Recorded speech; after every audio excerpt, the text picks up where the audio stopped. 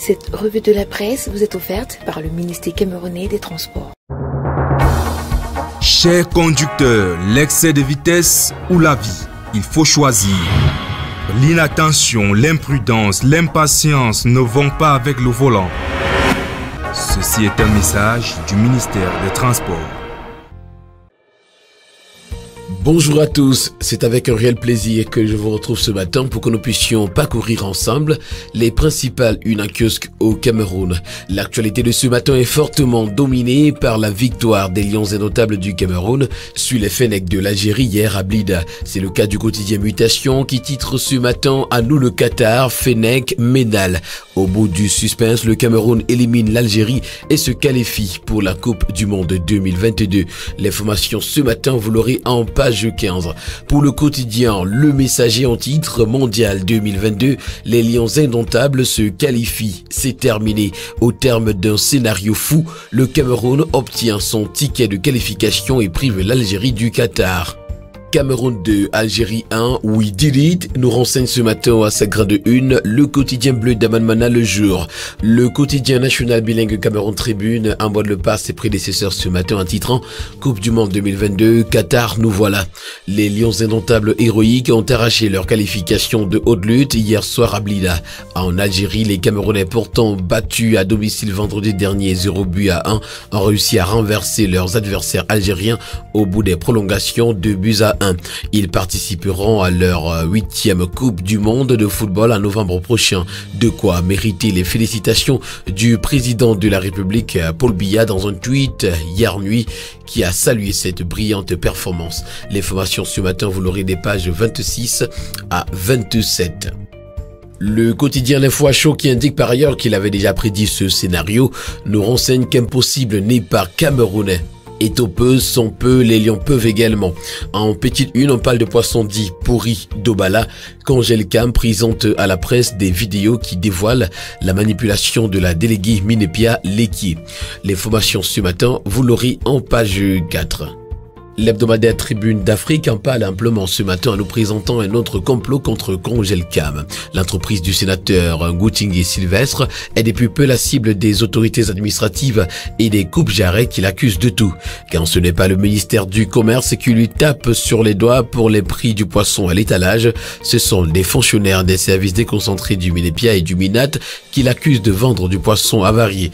Au bout du compte, les magasins fermés, plus de 5 tonnes de poissons détruits et des poursuites judiciaires en vue. Jusqu'où iront ces bourreaux, s'interroge ce matin l'hebdomadaire Tribune d'Afrique.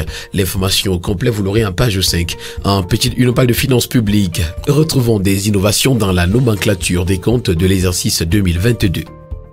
Le quotidien Essinga parle également de Qatar 2022 et titre en haut de une, nous y sommes. Mais en grande une, c'est plutôt l'accès au titre foncier qui intéresse. Plus de facilités sont présentées ce matin dans les colonnes du quotidien. Le directeur des affaires foncières du ministère des Domaines, du Cadastre et des Affaires foncières, Rosette Sylvie et Momo, analyse les récentes directives du ministre Henri Yebia-Issi, véhiculées dans la circulaire signée le 18 mars 2022 à l'effet d'encourager les populations à immatriculer leurs terres, notamment par la voie des concessions définitives sur les dépendances du domaine national. Le quotidien pour sa part ce matin parle de la fonction publique de proximité et nous indique que même mort, l'usager reste roi.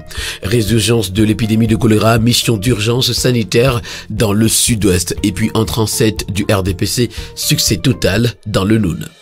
La nouvelle expression parle de la grève des transporteurs et titre à sa grande une ce matin, suspension sous fond de confusion.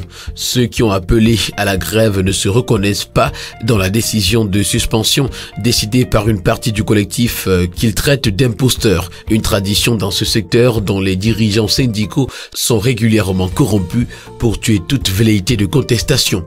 L'information ce matin, vous l'aurez en page 2. En petite une, on parle de recrutement frauduleux. Joseph Lé s'explique.